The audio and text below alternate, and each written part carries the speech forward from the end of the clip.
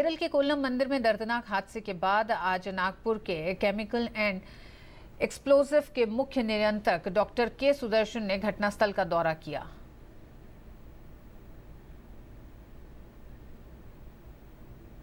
प्रधानमंत्री नरेंद्र मोदी ने कल केरल के कोल्लम के नजदीक पुतिंगल देवी मंदिर में आग लगने से पैदा हुए हालात का जायजा लिया था। मंदिर में कल आतिशबाजी के दौरान आग लगने से 109 लोगों की मौत हो गई और 383 लोग घायल हुए हैं। प्रधानमंत्री नरेंद्र मोदी दुर्घटनास्थल के दौरे के बाद घायलों को देखने के लिए कोल्लम जिला अस्पताल भी गए। साथ ही पीएम ने संवेदना व्यक्त करते हुए इन हालात में हर संभव मदद का भरोसा दिलाया। वहीं इस मामले की जांच के लिए कल ही एक राज्य स्तरीय जांच समिति का गठन किया गया था।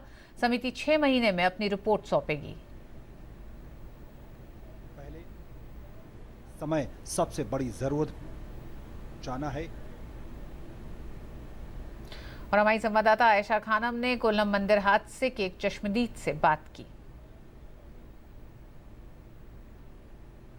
इस दौरान पीएम के साथ केरल मुख्य चांडी भी मौजूद। The crackers, actually due to when the people are lighting that cracker, it should have to come up.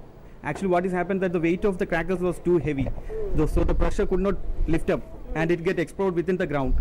And one of the cracker just came into the place where the crackers are stored. You can see that place, and the concrete pillars and everything collapsed and went into the houses of the people, and most of the people get burnt, and other people get injured.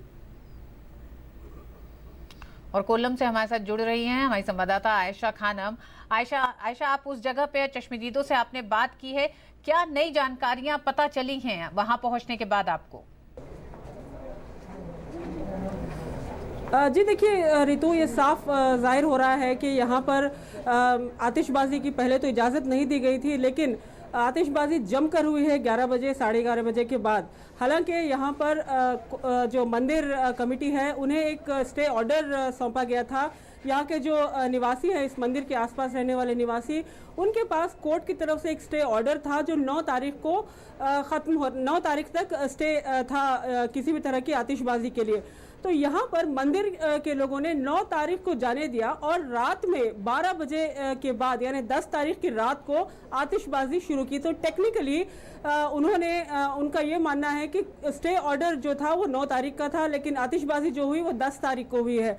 तो ये बात अब खुलकर सामने आ रही है कि मंदिर कमेटी जो है वो आतिशबाजी के लिए तैयारी कर चुका था। और यहाँ पर यह भी साफ जाहिर हो रहा है कि 2 यूनिट हैं इस मंदिर परिसर में, एक नॉर्थ जोन और एक साउथ जोन, और दोनों यूनिट में जमकर कंपटीशन भी हुआ है।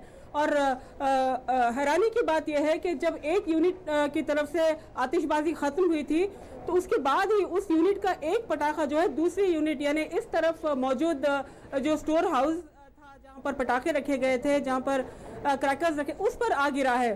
तो ये कहीं ना कहीं जाहिर सी ये बात साफ खुलकर सामने आ रही है कि ये एक स्पर्धा की तरह यहाँ पर आतिशबाजी हुई है। तो फिलहाल पुलिस ने कई लोगों से पूछताछ करने के लिए उन्हें हिरासत में लिया है, हालांकि अभी तक कोई गिरफ्तार नहीं हुआ है।